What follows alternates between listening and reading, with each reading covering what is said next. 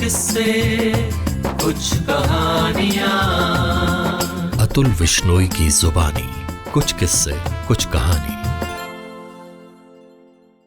कुछ किस्से कुछ कहानियों में आप सभी का फिर से स्वागत है। दोस्तों, आज की कहानी अतुल गर्ग की लिखी हुई है। कहानी का नाम है उच्चारण का अंक गणित, एरिथमेटिक ऑफ प्रोनाउंसिएशन। तो आइए कहानी शुरू करते हैं। कोरोना जनित लॉकडाउन से भी काफी पहले की बात है। पारिवारिक डिनर से लौटते समय बीवी ही नहीं, बच्चों के चेहरे पर भी एक अजीब सी नाराजगी थी। गाड़ी चलाते समय हम सोचने लगे कि आखिर आज कहाँ चूक हो गई हमसे। छुरी कांटे भी हमने सही हाथों में पकड़े थे। नैपकिन और कपड़ों पर कुछ गिराया भी नहीं। टेबल पर कोहनी भी नहीं रखी। चप चप की आवाजें किए बिना मुंह बंद करके खाया। खाते समय ठहाके भी नहीं लगाए। मतलब हर वो चीज की थी जो किसी भी अच्छे खाने को बेस्वाद बना देती है। खाने के बाद फिंगर बोल का भी सही इस्तेमाल किया था। पीने के पानी में सलाद वाला नींबू भी निचोड़कर नहीं पिया। फिर कौन सा अनर्थ हो गया कि सबके चेहरे सूजे हुए हैं। घर पहुंचकर हमने कुरेदा कि हमसे कौन सी गुस्ताखी हो गई रेस्टोरेंट में कि सब नाराज से दिख रहे हैं। बिटिया बोली, पापा पहले तो ये रेस्टोरेंट बोलने की आदत छोड़िए। कितनी बार बताया है कि रेस्तरां बोला जाता है।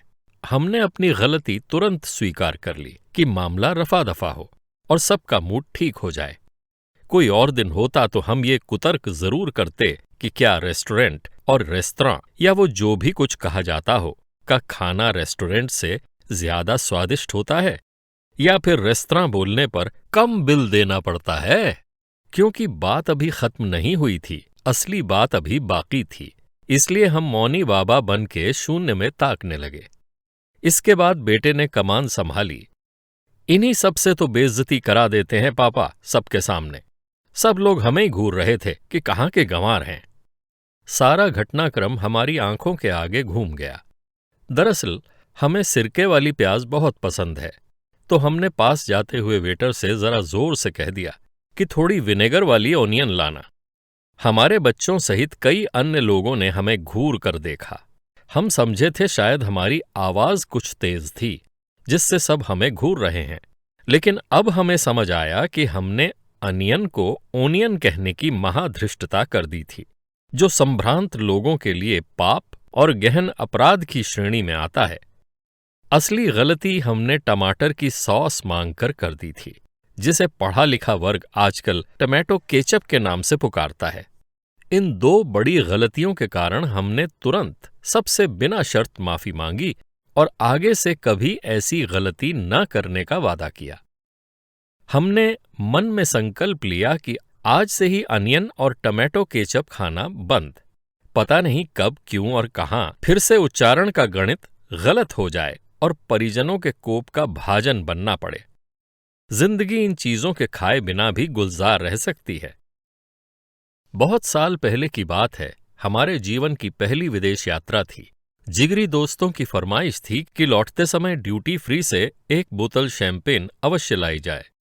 दोस्तों के आदेशानुसार लौटते समय हम एयरपोर्ट की सबसे बड़ी ड्यूटी फ्री शॉप पर शैंपेन लेने पहुंच गए। पूरी शॉप छान मारी, पर शैंपेन कहीं दिखाई नहीं दी।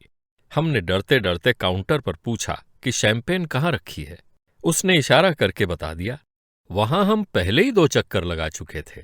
फिर भी वहां पहुंचकर हमने ढूंढा तो शैंपेन हमें फिर नहीं दिखी। आखिर काउंटर छोड़कर वो बंदा हमारे पास आया और शैंपेन दिखाई। दरअसल उस पर चैंपेग्न लिखा था, जिसे हम बार बार चंपागनी पढ़कर आगे बढ़ जाते थे। इंटरनेट का जमाना तो था नहीं कि सर्च कर ली सही चीज। ये फ्रेंच भाषा तो अंग्रेजी से भी कहीं आगे है। फ्रेंच में जो लिखते हैं वो पढ़ते नहीं, जो पढ़ते हैं वो बोलते नहीं, जो बोलते हैं वो समझ नहीं आता। हम तो आज तक चैनल परफ्यूम को चैनल ही कहते हैं। अब फ्रेंच लोग हमारे शनेल न बोलने से बुरा माने तो हमारी बला से। कौन सा हमें पेरिस में अपार्टमेंट गिफ्ट कर रहे हैं वो। हम गुच्ची को गुक्की कहें तो इटालियन को बुरा नहीं मानना चाहिए कि हमने गुच्ची क्यों नहीं बोला। लिखो तुम कुछ भी और गंवार हम ठहरे, ऐसा नहीं चलेगा। एक और ब्रांड है लुई वुइटन। अब आप इसे लुई विटॉन ही तो पढ़ेंगे ना। अपनी हंसी उड़वानी है तो जरूर पढ़िए, क्योंकि संभ्रांत लोग इसे लुई वतां कहते हैं। वास्तव में ये वतां है, वितों है, या फिर विटों है, या कुछ और है। इसके बारे में शायद लुई वतां वाले भी ना बता पाएं। इस टॉप ब्रांड के सबसे साधारण बैग की कीमत है लगभग 2.5 लाख रुपए, और साइज इतना कि 5 किलो आलू और 1 फूल गोभी न समा पाए इसके अंदर। आलू की वर्तमान कीमत 20 रुपए प्रति 1 किलो भी लगा लें तो इस एलवी के झोले की कीमत में 12.5 टन आलू आ जाएं। इससे अच्छा झोला तो हमारा दर्जी हमारी पुरानी पैंट को काटकर बना देता था, इससे ज्यादा मजबूत भी। हम कहते तो वो इस पर एलवी का लोगो भी काढ़ देता। यूपी वालों का हिसाब किताब समझाने का यही तरीका होता है। अंग्रेज, इतालवी या फ्रांसीसी बुरा माने या भला। वैश्विक संकट, महामारी या भुखमरी के समय 5 किलो आलू की कीमत ऐसे बैगों से ज्यादा हो जाती है, और वही एक इकलौता समय होता है जब 5 किलो आलू उगाने वाला इन बैग बनाने वालों से ज्यादा महत्वपूर्ण हो जाता है। द्वितीय विश्व युद्ध के समय ऐसा ही हुआ था। अंग्रेजी शब्द भी उच्चारणों के फैशन के अनुसार बदलते रहते हैं। शेड्यूल से स्केड्यूल, गेस्चर से जेस्चर, और सिचुएशन ने कब सिटुएशन का जामा पहन लिया पता ही नहीं चला। सबसे बड़ा धोखा तो एंटरप्रेन्योर ने दिया। ये कब धर्म परिवर्तन करके एंट्रेप्रेन्योर हो गया, कोई समझ ही नहीं पाया। जो लोग पुराने उच्चारणों से चिपके हुए हैं उन्हें गंवार समझा जाता है आजकल। हमारे हम उम्रों या उनसे भी पहले और बाद की पीढ़ी को अंग्रेजी सीखने की बेस्ट सेलर किताब रैपिडेक्स इंग्लिश स्पीकिंग कोर्स याद होगी, जिसका प्रचार प्रसार हम सबके प्रिय क्रिकेटर कपिल देव किया करते थे।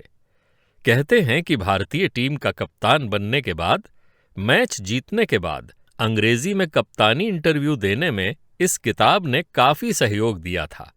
ये भी कहा जाता है कि पाकिस्तानी टीम बेहतर होने के बावजूद मैच हारने को प्राथमिकता देती थी, क्योंकि मैच जीतने पर इंटरव्यू देते हुए उनके कप्तान पंजाबी उर्दू मिश्रित अंग्रेजी बोलते समय काफी हास्यास्पद हो जाते थे। तो साहब, अंग्रेजी के आतंकवाद से तो पाकिस्तानियों के हौसले भी पस्त थे। पहले रोडवेज की बसों में भी अंग्रेजी सीखने की सस्ती किताबें खूब बिकती थीं। किताबें बेचने वाले अपनी लच्छेदार भाषा में हिंदी भाषियों की अंग्रेजी तंगहाली को खूब भुनाते थे। मेरे एक ठेठ हिंदी भाषी प्रबुद्ध मित्र की वर्तमान में धारा प्रवाह अंग्रेजी ऐसी ही बस यात्राओं में किताबें बेचने वाले के यादगार कवित्वपूर्ण तरीके पर आधारित है।